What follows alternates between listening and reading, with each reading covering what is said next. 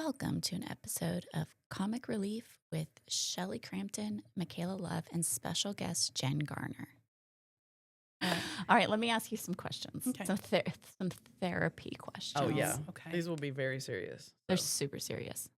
Are you Okay. ready? Mhm. The favorite, like when you were in school, like studying, do you have like a favorite, like, I'm really interested in like schizophrenia? What was like a favorite course for you in college? I'm trying to think. It's been a minute. Like Yours has been a real minute. personality disorders. I did always find that fascinating. Yeah, isn't it? And it's so funny because now that we're trauma therapists, like we don't focus on, Yeah. diagnosis very much. Mm-hmm.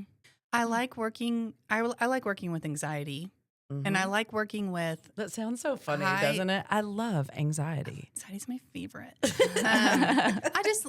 I like working with it because it moves so much. You know, like it's when you have anxiety, you can keep going. Yes. And do all the things. It's when the depression comes later. You know, if it's The too crash. much, the crash comes. Then it's really hard to pull out. But anxiety is very movie, and those people who have it, a lot of the ones I've worked with, are very. They're so motivated because they're just kind of like that. A lot of them, especially like the younger ones, y'all have seen this, but high achieving girls is something I like. And I remember reading in Sissy Goff's book about that. Like she was talking about how much high achieving girls she was seeing so much more of that. So I don't know. I just like being able to teach them and show them and help them understand their brains. So probably anxiety. I like that too. Yeah. Okay. What's your favorite burner on the stove? Oh, definitely. I did never realize I had one, but Front it's left. the left. Front left? Mine too. Oh. Who doesn't? Doesn't everybody I'm front left? No, I'm front right. But you're left-handed. Wait. She's left-handed. Wait a second. I'm also dyslexic. Oh. So stove. If you're facing the stove, is it on your left or on your right? It's on my right, Shelley. You're my yin to my yang. Like it's My front right. second favorite is back left. Is that because you can't put two things up at the front? It's because it's the speed heat setting on my stove. Okay. So I put my boiling water back there. You're fancy. Somebody's fancy. Somebody's a bougie. I can't have two in the I front don't because then I have nowhere. options. I've done two in the front, and I always end up melting my spoon. Melting your spoon? Yeah, don't you have like the plastic spatulas? What do I you don't use? leave them in there. Well, hello. I go like this. Let me guess, you have a special spoon that you put your spoon on? Yeah. Oh, It's Winnie the Pooh, actually. I don't. I do have a little rest. I do too. I do too. It's literally, my kids got it for me, so I use it, but it's Winnie the Pooh, but it's wooden. You know where mine rests? On the front left burner. Well, that makes sense, and it's why it gets melted. I don't know if we're allowed to mention Chinese companies that we're not sponsored by, but they have some really cute little like ones that y'all might get things from. They have these little spoon rests that you can put up at the you top. can get those. They're probably only 99 cents. Probably 29 cents. Yeah, like seriously. honestly, no. I'll look. I'll see what I can do.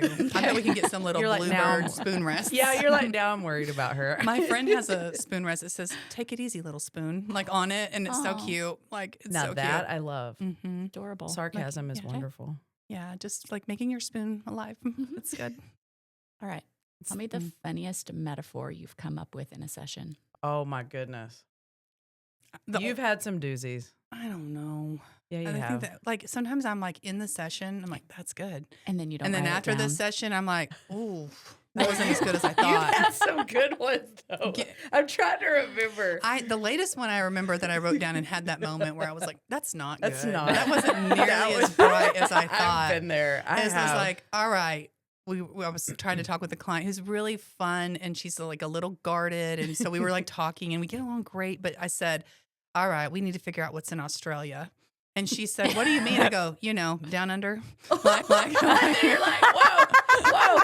down under there. This was not inappropriate. I was just like, what's in the bottom of this? She's like, and so then when I would say Australia, she'd be like, fine, and then like, yeah. So that would be honestly, down under. What's down that's under? a really good one. But now that I say it out loud to you guys, I might want to clarify. Probably not the best. No, I have had some good ones. I cannot stop. Australia. Australia. Like, what? What's down under? Like, oh, I was right, like, and I what really am I feeling? You mean? I wrote it down. I was like, this is good. This is good. Yeah, this is going somewhere someday, and now it's going to be made fun of on a podcast. Like, that's where it went, and that's where it ended. That's where she died. That's where she. And it closed that chapter.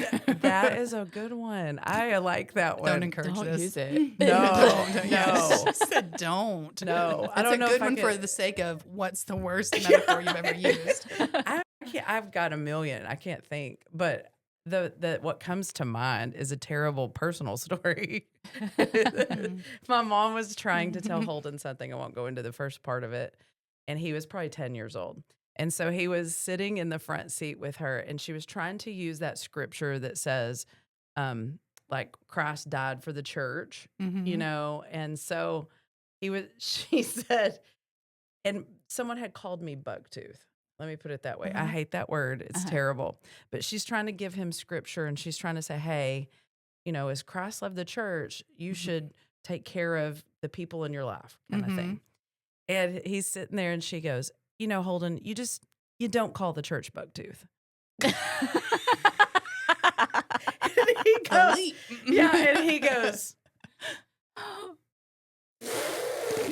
just burst out laughing. And she goes, yeah, it didn't make much sense, did it? Yeah, it sounded better in my head. It sounded better So before much better. that came out. Do you have one? Oh, no.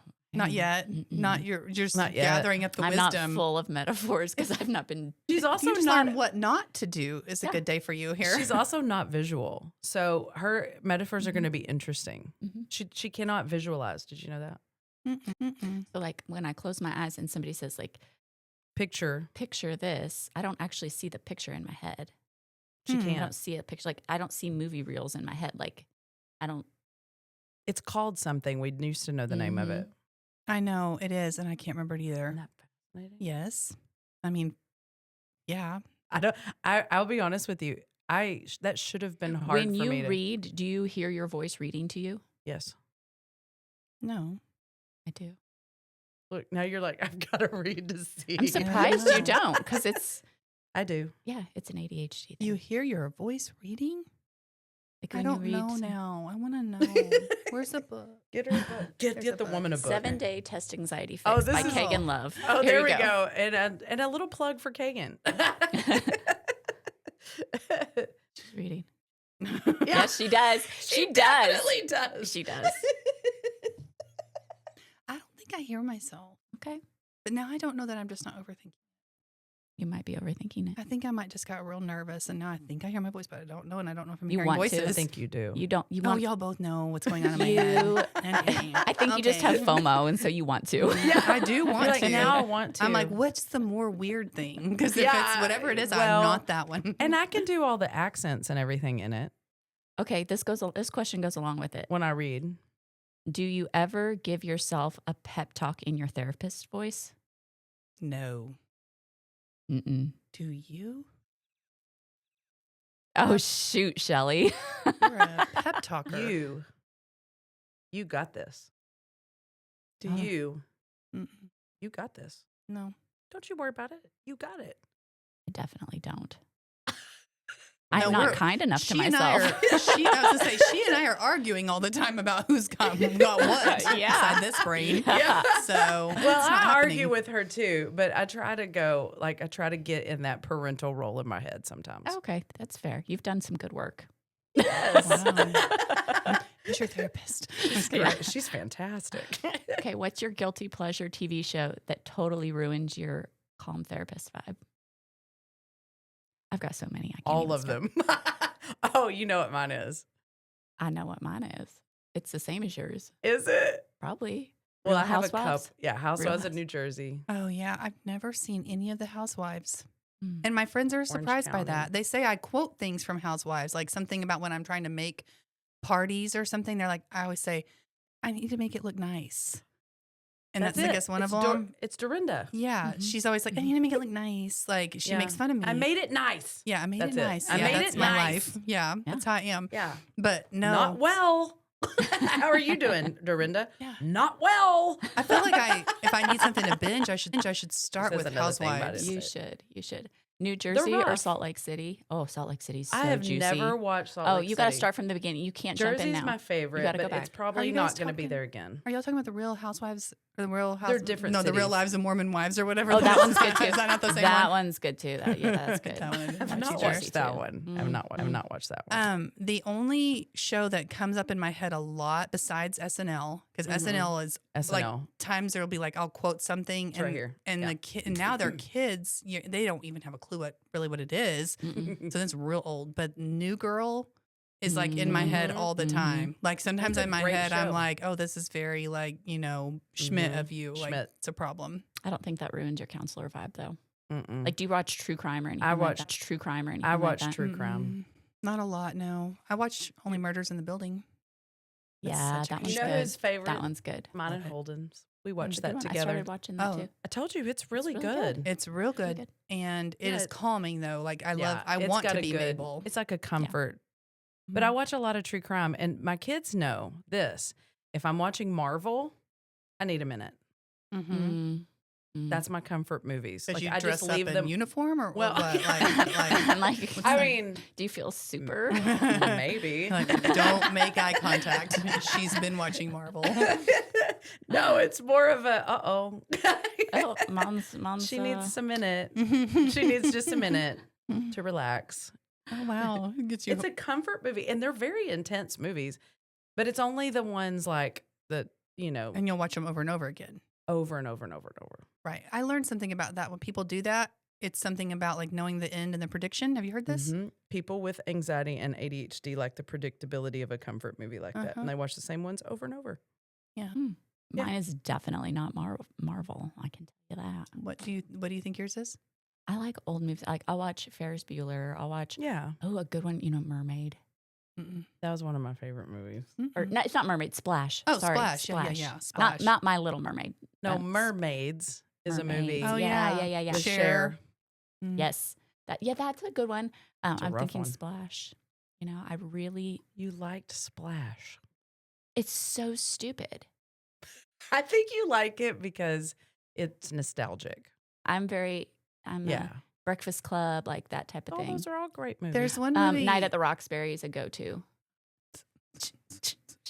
See, SNL. Like it comes back real fast. For real. The one movie that I think had the biggest impact on me for I don't know what reason when I was little like that was Girls Just Want to Have Fun.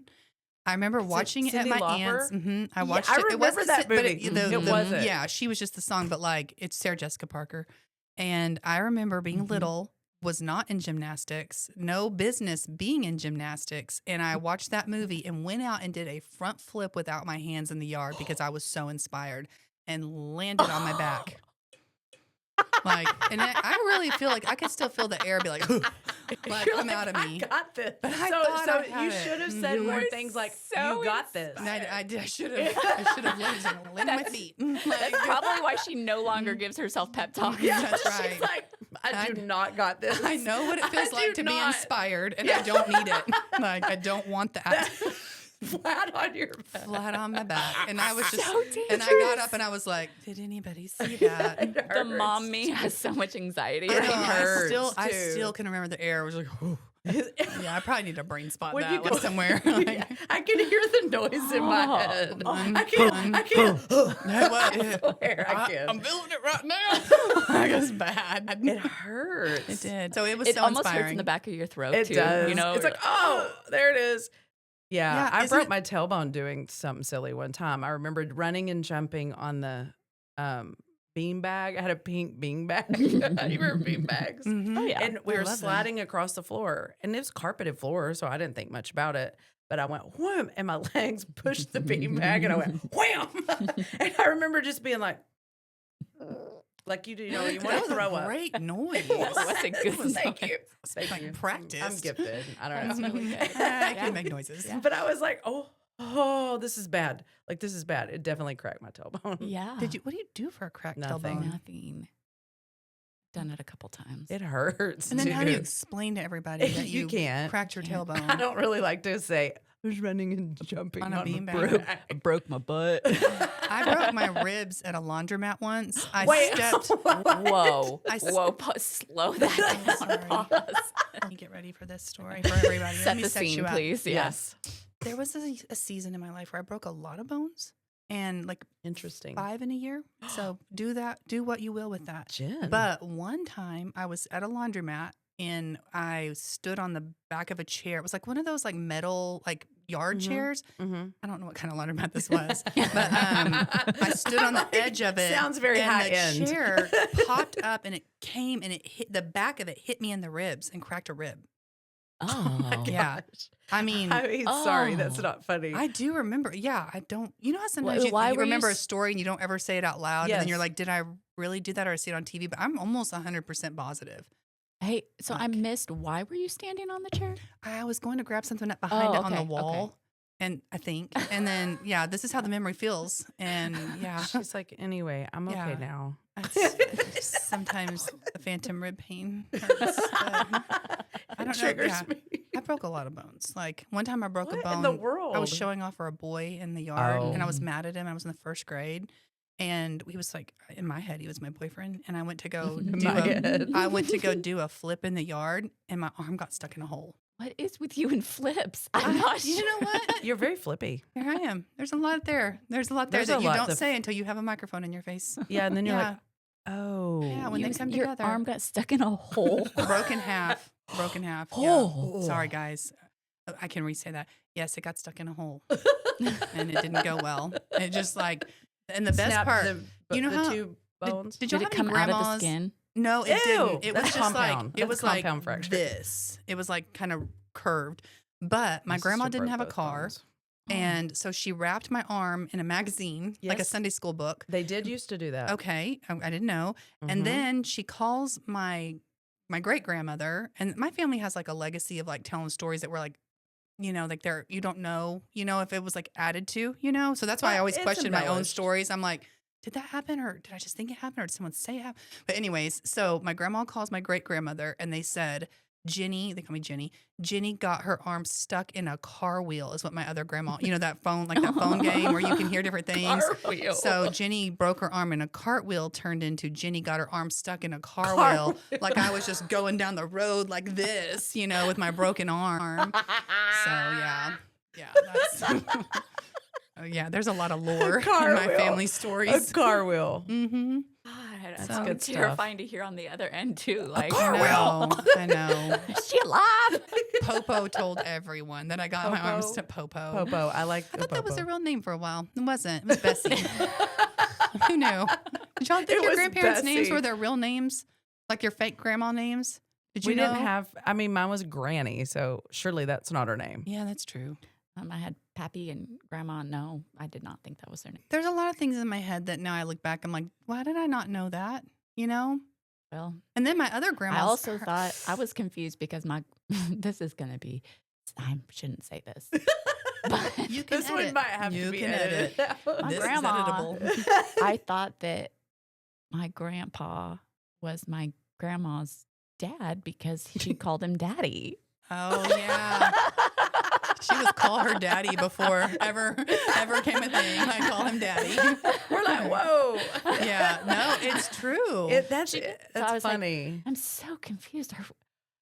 That's actually really funny. I thought my dad was a drug dealer. Okay, that's a twist. That's a plot twist. That is a hard turn left.